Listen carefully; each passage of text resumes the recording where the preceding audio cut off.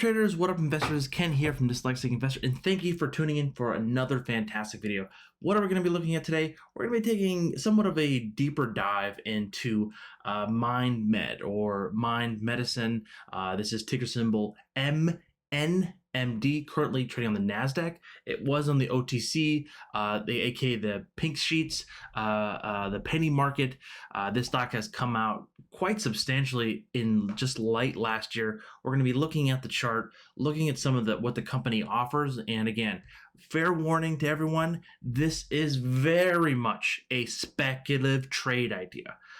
This is something not to throw in 30%, not to throw in 20%, not to throw in 10% of the account. This is something, again, on the speculative side of the spectrum of risk. This is, again, a very new age company, really kind of breaking some walls down within the pharmaceutical business and really looking at different alternatives on prescribing high doses of medications that can have very serious side effects, and really just doing these micro doses within these psychoactive properties and therapies to kind of boost around that. So without further ado, that fair warning is out there for a very high risk speculative trade. So let's just go ahead into what in God's green earth this company does. So they basically created a sense of therapies and then R&D research on drugs, on helping everything from anxiety to ADHD to other like terms of helping people deal with other anxiety moments, and making these very different compounds and therapy methods to optimize from their patients' stuff. And I really like this little chart here. So this is basically where the hell are they at with their current clinical trials. You see discovery phase, pre, and the normal discovery, preclinical, and then you see phase 1, phase 2A and 2B, and then final phase 3. From there, you see that the LSD experimental therapy, which is again deal with anxiety, PTSD as well, is a larger factor of really what I initially heard about this company. But then you have the microdosing for the LSD. Again, this is not LSD, the stuff that you remember that Steve Jobs took and went into a crazy haze, and then bada bing, he went into the garage with Steve Wozniak and made it the Apple computer, and really kind of bled from that scenario. But this is again microdosing, where you're not feeling the effects of being high or not being grounded in whatever the terms. I'm not a medical professional as well. And then also the substance disorders. This is addiction and all various kind of things.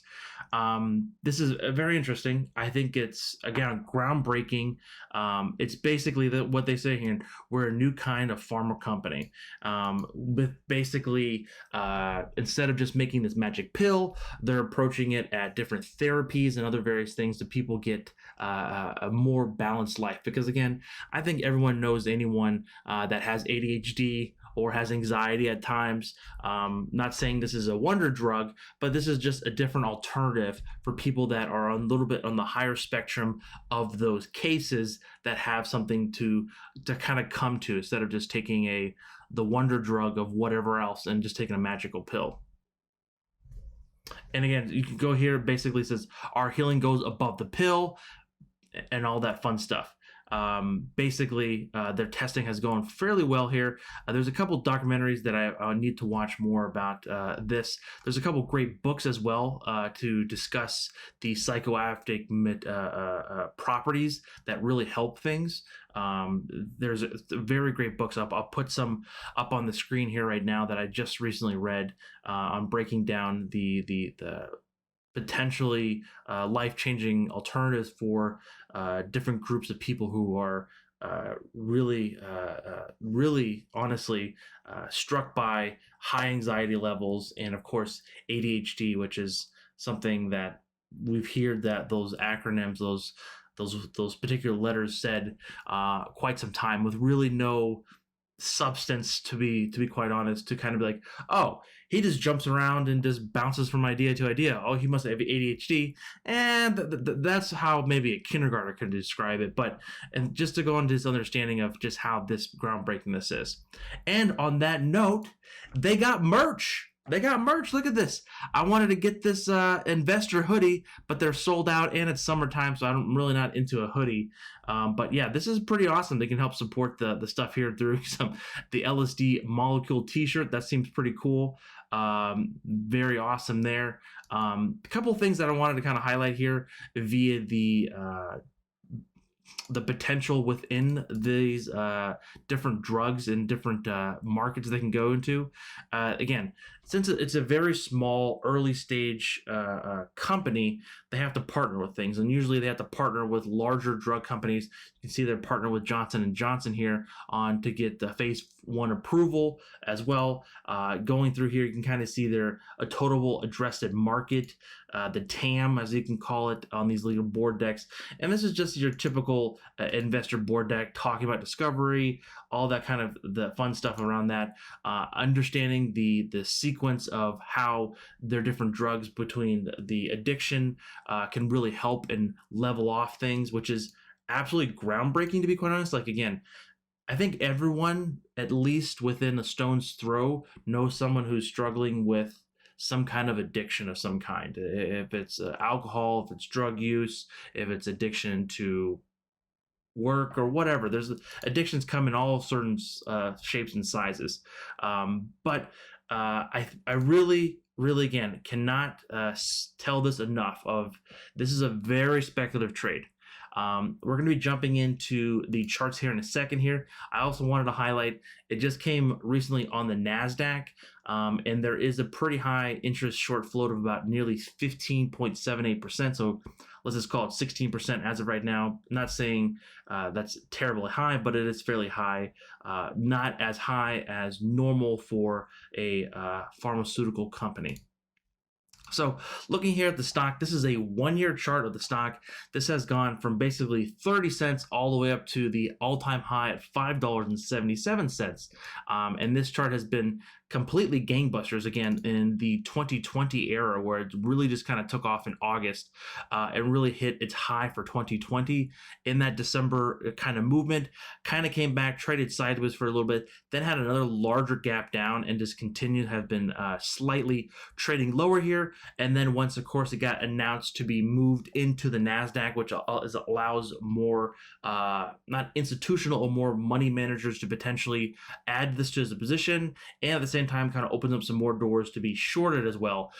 We're seeing, again, a very large jump higher here in the last week, because, again, it was just recently added into the NASDAQ. And I know a lot of folks within our Discord, again, link in the description down below if you want to join completely free, have a position in this. And so I, clearly stating this as well, have a position in this as well. I think, again, speculative trade idea, long-term hold, the potential of this being acquired by a Johnson & Johnson or some other company is fairly great if they do prove on a lot of these metrics, and seeing the potential return on that is quite phenomenal. And at the same time, kind of creating a new way, a new age of medicine, which I'm totally 100% behind, and I love the new research methods behind this.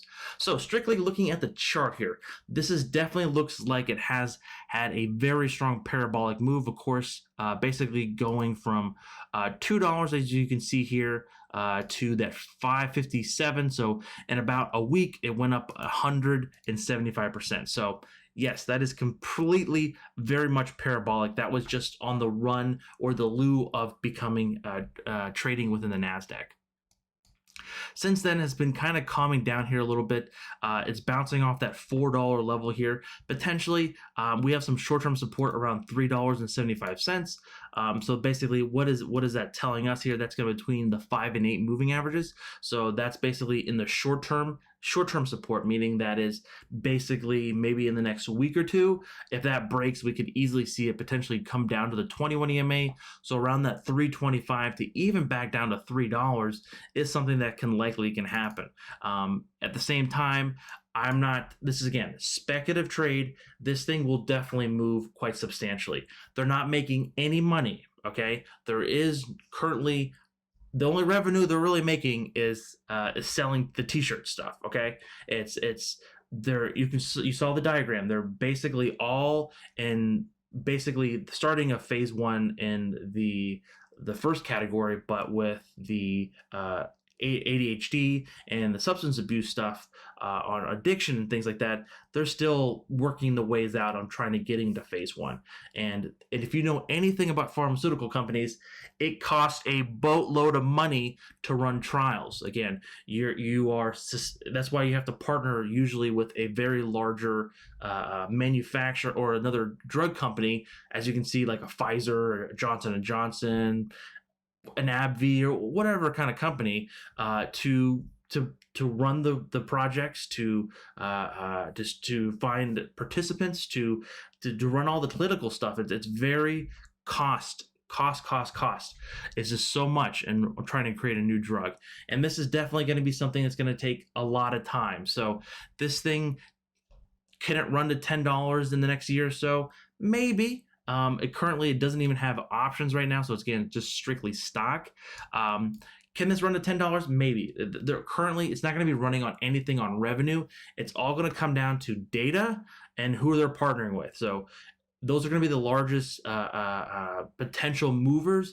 If we start seeing more positive data coming from the trials, if we're seeing them partner with more people, or potentially they get a buyout. Like there's the options of potentially going extremely higher are very low as of right now. So a lot of people will be looking at this like, hey, Ken, thank you for the information, but this is a hard pass for me. This is going to be a little bit too long to wait, and potentially see how this plays out.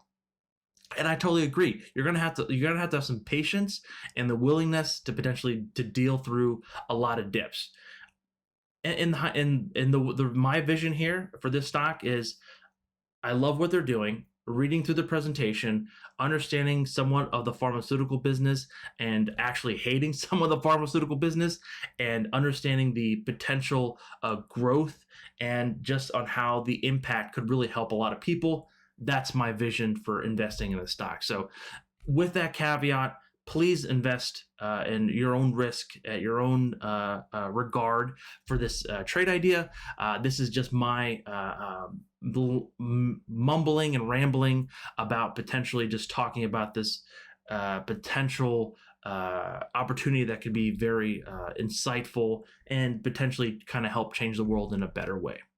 Again, guys, ladies and gentlemen, thank you from the bottom of my heart, and I'll catch you guys on the flip side. Peace.